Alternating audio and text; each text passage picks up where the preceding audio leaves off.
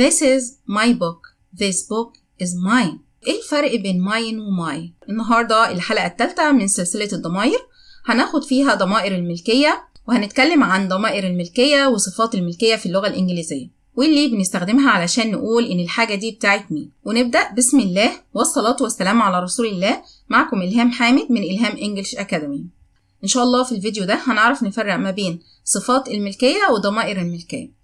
يلا بينا ناخد أول حاجة صفات الملكية. دي بتيجي قبل الاسم مباشرة وبتوضح إن الحاجة دي بتاعت الشخص ده، يعني بيجي بعدها اسم الشيء المملوك عشان توضح إن الاسم ده تخص الفاعل أو الشخص ده. تمام؟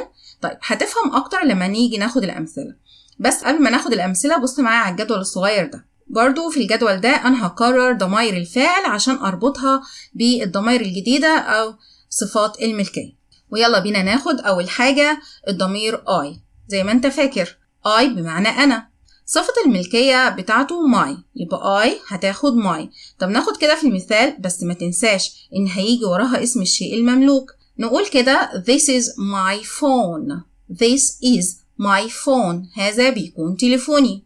طيب الضمير التاني اللي هو you، معنى أنت، أنتي، أنتم، أنتن، وصفة الملكية بتاعتها اللي هي your. ونقول مثال that's your bag، إنها شنطتك. رقم 3 he، ومعناها هو، صفة الملكية his.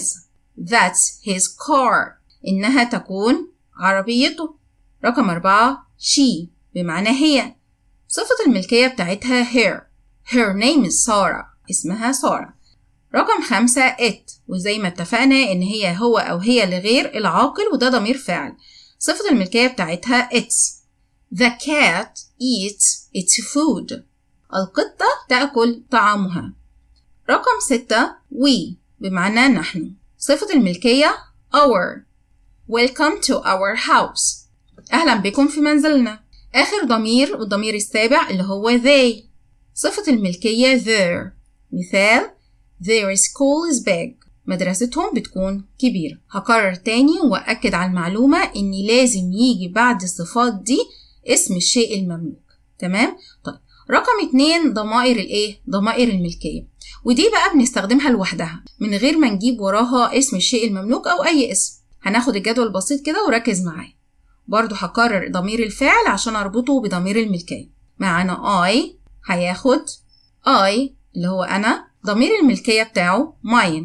ناخد مثال this phone is mine، بدل ما أقول my phone أقول this phone is mine، التليفون ده يخصني. الضمير التاني اللي هو you، أنت، أنتي، أنتم، أنتن، وضمير الملكية بتاعها yours. that bag is yours، هذه الشنطة تخصك أو تخصكم. رقم 3 he، ضمير الملكية his. this car is his. رقم 4 she، ضمير الفعل اللي هو هي، ضمير الملكية بتاعها hers. that pencil is hers، هذا القلم الرصاص يخصها. طب تعالى كده على it اللي هو أو هي لغير العاقل، هنلاحظ إن ملهاش ضمير ملكية، مش بنستخدم it كضمير ملكية. تمام؟ ليها بس صفة ملكية اللي هي it. طيب رقم 6 اللي هو we هتاخد ours. the house is ours، المنزل يخصنا. آخر ضمير معانا اللي هو they، ضمير الملكية theirs.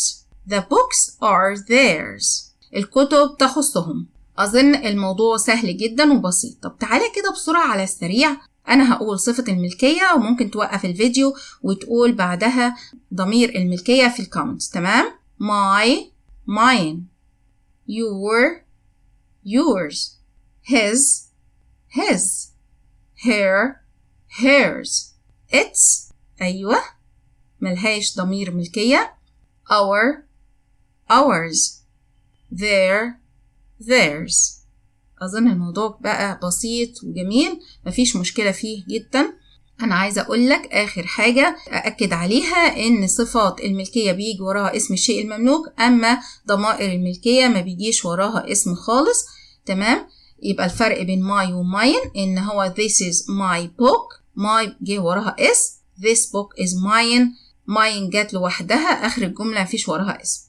هناخد شوية أمثلة بسيطة ومن خلالها هتعرف تفرق أكتر ما بين الاتنين. That's her dog. The dog is hers. Our room is big. The big room is ours. وهنا وصلنا للتحدي يا أبطال. يلا نشوفك شاطر ولا لأ. كمل الجملة دي. This is space pen. Number 2. That laptop is space. We love space teacher. Number 4. Is this book space? اكتب إجاباتك في الكومنتس وهنراجعها سوا إن شاء الله. وهنا وصلنا لنهاية الحلقة النهاردة. لو فهمت الفرق بين my و your, mine, yours، فأنت دلوقتي بتعرف تكتب وتتكلم عن أي حاجة تخصك بالإنجليش بكل ثقة. استناني في الفيديو الجاي علشان نكمل رحلتنا في القواعد السهلة والممتعة دي، وهناخد إن شاء الله المرة الجاية ضمائر المنعكسة اللي هي reflexive pronouns. أستودعكم الله والسلام عليكم ورحمة الله وبركاته.